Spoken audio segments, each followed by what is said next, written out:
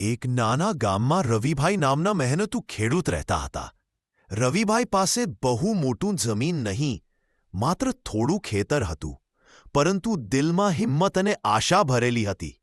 તેઓ કહેતા, જમીન નાની હોય તો શું, દિલ મોટું હોવું જોઈએ. દરરોજ વહેલી સવારે તેઓ ઉઠતા, ખુદના હાથેથી બળદોને લઈને ખેતરમાં જતા.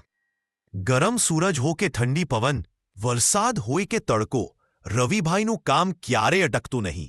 પરંતુ થોડા વર્ષોથી ગામમાં વરસાદ ઓછો થતો હોવાથી પાક સારું આવતું નહોતું. ઘણા ખોતોને નિરાશ થઈ ગયા, કેટલાક તો જમીન વેચવા પણ લાગ્યા. પરંતુ રવિભાઈએ હાર માની નથી. તેમણે વિચાર્યું, પરિસ્થિતિ બદલાય તો આપણે પણ બદલાવ જોઈએ. એક દિવસ તેઓ નજીકના શહેરમાં કૃષિ મેળામાં ગયા. ત્યાં તેમણે ડ્રીપ સિંચાઈ, ઓર્ગેનિક ખાતર અને નવી જાતના બીજ વિશે જાણ્યું. ઘણા ખેડૂતોએ કહ્યું કે આ બધું ખર્ચાળ છે, પણ રવિભાઈએ મનમાં નક્કી કરી લીધું. હિમાલયના પર્વતોની નીચે સ્થિત એક નાનું ગામ, શાંતિ, હરિયાળી અને નદીના મધુર સંગીતથી ભરેલું. આ ગામથી થોડે અંતરે એક નાનકડું ગુફાનું આશ્રમ હતું, જ્યાં સાધુ બાપા રહેતા. લોકો તેમને ખૂબ માનતા, કારણ કે તેમની વાતોમાં શાંતિ અને આંખોમાં દયા રહેલી.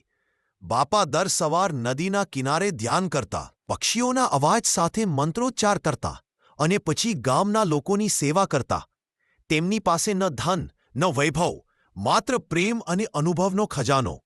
એક દિવસ ગામમાં મોટો સંકટ, એક રાત્રે ભયાનક વાવાઝોડું આવ્યું.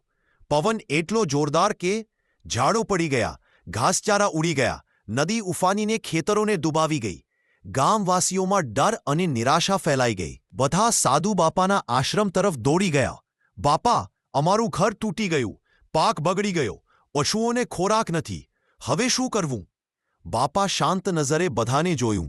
તેમણે કહ્યું, આ સમય તમને તોડવા માટે નથી, તમને જોડવા માટે આવ્યો છે. બાપાની પહેલે અગલા જ દિવસે હિમાલયના વિશાળ પર્વતોની વચ્ચે એક નાનું અને શાંત ગામ હતું. ગામનું નામ દેવકુંજ. આ ગામથી થોડે દૂર ઝાડોથી ઘેરાયેલા એક પવિત્ર પરિસરમાં રહેતા હતા સાધુ બાબા. સફેદ દાઢી, શાંત ચહેરો, આંખોમાં જ્ઞાનની તેજ અને બોલવામાં એવા શબ્દો કે સાંભળનારને શાંતિ અનુભવાય. બધા ગામવાસીઓ તેમની પૂજા કરતા. સાધુ બાબા પાસે બહુ કંઈ જ ન હતું. એક નાની ગુફા, થોડા વાસણો, એક દીવો અને એક પવન હવામાં લહેરાતું તાડપત્ર છાપરું. પરંતુ તેમના જ્ઞાનનો ખજાનો એટલો મોટો કે અનેક ગામવાસીઓ તેમની પાસે પ્રશ્નો અને દુઃખ લઈને આવતા અને શાંતિથી પાછા જતા. ગામમાં મોટી મુશ્કેલી. એક વર્ષે ભયાનક દુષ્કાળ પડ્યો. 3 મહિના વરસાદ ન પડ્યો. નદી સુકાઈ, કૂવામાં પાણી ન રહ્યો, ખેતરો તૂટી પડ્યા. ગામમાં જનાવરો પ્યાસે તડપતા, લોકો ચિંતાથી ઘેરાયેલા, બાળકોના ચહેરા પર પણ ડર દેખાતો. અનેક લોકો સાધુ બાબાની ગુફા તરફ દોડી ગયા. બાબા, હવે અમે શું કરીએ? ગામ તો લગભગ મરી રહ્યું છે. સાધુ બાબાએ આંખો મીચી થોડો સમય ધ્યાન કર્યું. પછી શાંત અવાજમાં બોલ્યા, દેવકુંજના લોકો, મુશ્કેલી આવે ત્યારે માણસ તૂટે છે કે મજબૂત થાય છે, તે તેના મન પર